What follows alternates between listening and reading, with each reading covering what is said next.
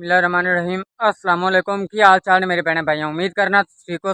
अल्हम्दुलिल्लाह थोड़ी दुआवां नाल ठीक ठाक है। तो आज व्लॉग शुरू करने पहले मेरी छोटी रिक्वेस्ट है कि मेरी वीडियो लाइक किया करो और मेरे चैनल में सब्सक्राइब कर लो ताकि मेरे हर आने वाली वीडियो थोड़े तक बआसानी पहुँच सके। जिथे भी रहो खुश रहो, बाद रहो, हसते वसते रहो, साडी दुआवां हमेशा थोड़े नाल। हाँ जी, तो अज असीं आए हैं दरियाए रावी ते। मैं तो मेरे नाल अल्लाह रखा है, मेरा भतीजा मतलब छोटा, तो असी दोवें आए दरिया। तो मैं आख्या चल दरिया की सैर कर लीए, वेख लीए। पानी जो बहुत ज़्यादा आ गया, चलो असी वेख आइए जो कितना पानी है या मतलब की सूरत हाल है दरिया की या की कंडीशन है। तो फिलहाल अल्लाह किता तो असी पहुँचे हैं दरिया। तो वेखो माशाअल्लाह, वेखो बच्चे मेरे नाल ने छोटे छोटे। ए जी मानी है चाचू मजीद की बेटी, तो यह है जी मेरे नाल अल्लाह रखा। अल्लाह रखा खुलता है मानी मेरे नाल। तो वेखो माशाअल्लाह दरिया बहुत ज़्यादा पानी आ रहा है। वेखो है दरिया की सूरत हाल है, बहुत ज़्यादा पानी और बहुत स्पीड नाल है। वेखो बंदे भी खड़ोते ने उस साइड से, वेखो है सामने। तो इन्हों की पिछली साइड से ओ पर जाके तो उत्थे ट्रकों नाल मतलब पत्थर सटते पे ने, जिथे जाके पानी का टकराव है ना। पानी इदू है इस साइड तो आके पानी सीधा इत्थे लगता है, इस जगह तो ही घूम के जाके सीधा उत्थे रोड से लगता है। तो रोड तो ट्रक जेडे हैं पत्थर भी सटते बंदे ते नाले करेना नाल मिट्टी शिट्टी सट के तो मतलब अपने रोड के तहफ़ुज़ कर रहे हैं। तो हुण अल्लाह पाक खैर करे। तो ये जितना ज़्यादा पानी है बहुत ज़्यादा खतरा है। वेखो ना जी हिस्सा है ना, पहले इंज करके बिल्कुल ही सीधा हा। तकरीबन महीना तो नहीं होया पहले असी आया से, तो उस टाइम इतने तकरीबन काफ़ी सारी ज़मीन है। तो फिलहाल है वेखो ना दरिया ढाल आई खुलता है, इंज थल्यों थल्यों मतलब मिट्टी पानी थल्ले वड़दा जांदा तो मिट्टी उत्तों डिगदी जांदी। फिलहाल तो ये पानी बहुत ज़्यादा खतरा है ना साढ़े वास्ते, मतलब जितने भी रावी दे अमल साइडा ते नाल किनारियां दे रहने उन्होंने वास्ते। तो हुण चलने चल के अगर वेखने भी अगर की सूरत हाल जिथे कि क्रेन ना तो ट्रक पत्थर वगैरह तो मिट्टी शिट्टी सटते बंदे ने रोड के तहफ़ुज़ वास्ते। अगर रोड का थोड़ा जहा भी नुकसान हो गया ना तो अवाम वास्ते अवाम का बहुत ज़्यादा नुकसान हो जाना, क्योंकि ये जो दरिया है ना, दरिया वाली पट्टी ये मेन फ़र्क है जी साहिवाल और फैसलाबाद के दरम्यान। ये पट्टी है, इस साइड ते दरिया दे साहिवाल बन जाता है और इस साइड ते मतलब फैसलाबाद जी साइड ते असीं रहने उस साइड ते फैसलाबाद है और दूसरी साइड ते साहिवाल है।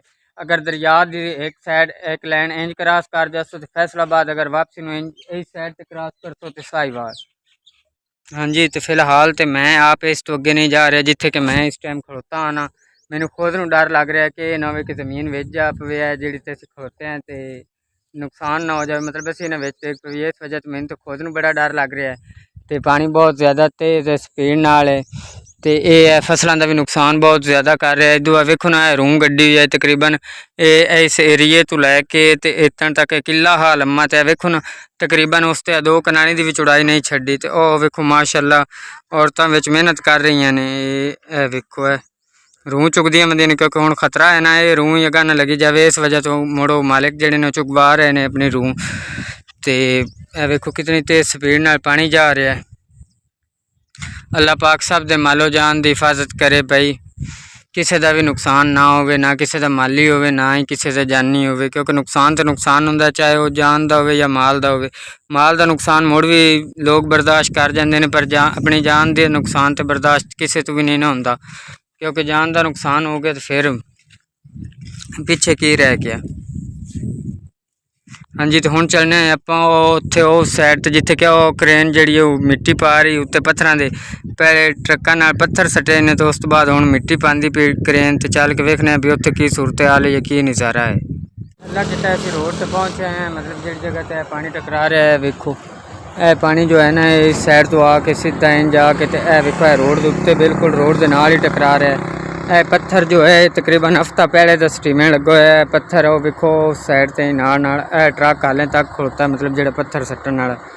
तो यह वेखो ना कितना ज़्यादा खतरा है रोड नूं इस टाइम इस दरिया तो इस पानी तो जोड़ा कि आके सीधा सामा इत्थे टकरा रहा है। पत्थर सट्टिया जा रहा है ये क्रेन नाल। हुण इत्थों इन्हूं थल्ले लासन, थल्ले ला के फिर इत्थे मिट्टी सटीसी, मिट्टी च आके फिर इस पत्थर के उत्ते सटीसी, जिवें कि पहले किया इन्हें। पहले पत्थर सट्टे ने, पत्थर सट्टन तो बाद फिर इहदे उत्ते मिट्टी सट्टी इन्हें, मिट्टी सट्टन तो बाद हुण मतलब आप लोग हिफाजत कर रहे हैं इस रोड की। अगर ये रोड में कोई नुकसान होता है तो फिलहाल साहिवाल और फैसलाबाद का मतलब ਜਿਹੜਾ है ना रबता वो टुटन वाली गल ही है। मतलब उदू इधर कोई नहीं आ सकता तो इधू उधर कोई नहीं जा सकता।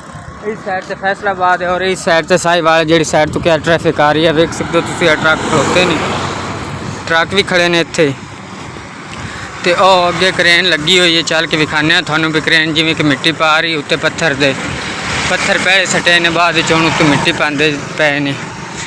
तो इत्थे जिहड़ा पहला बन हा वो तो बिल्कुल ही ख़त्म हो गया। मतलब उन्होंने पानी नाल ही लै गया। जिहड़ा कि मैं पिछली वीडियो च विखाया हा तकरीबन चंद दिन पहले ही वो वीडियो बनाई है थानू विखाया भी इत्थे एक बन हा पहला बन जिहड़ा है वो बिल्कुल ही ख़त्म हो गया।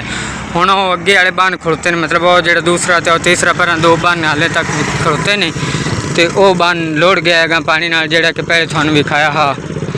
हाँ जी, तो यह क्रेन जी है ना मिट्टी पा रही है उत्ते पत्थर उत्ते मिट्टी पा के तो तहफ़ुज़ किया जा रहा है जी। यह टीम वाले बैठे ने मतलब जेडे कि हिफाजत वास्ते दरिया ते बंदे ने। और वेखो फ्लड रिलीफ कैंप दरियाए रावी वास्ते फ्लड रिलीफ कैंप ते वो टीम आ गई जी मतलब हिफाजत करने वास्ते होंगी है। खड़ोते ने उन्होंने मतलब बंदे ने तो यह वेखो क्रेन मिट्टी पा रही उत्ते पत्थर दे ते पानी बहुत ज़्यादा तेज़ है। वेख सकते हो तुम देखो इस तरीके जो गोल दायरा जो बन रहा है ना इत्थे इनका मतलब पानी डूबगा है। इस जगह तो गहरा पानी है, उस जगह तो गोल दायरा बनता जिस जगह तो पानी गहरा हो। हाँ जी, तो फिलहाल ट्रैफिक आ जा रही है, माम आमदी जाती पई है। भाई और रिमोट मिट्टी की ट्राली लैके आ गए ने। हाँ जी, तो ये आज का व्लॉग करने इत्थे ख़त्म। इंशाअल्लाह ज़िंदगी रही तो फिर मुलाकात हो। खुदा हाफिज़।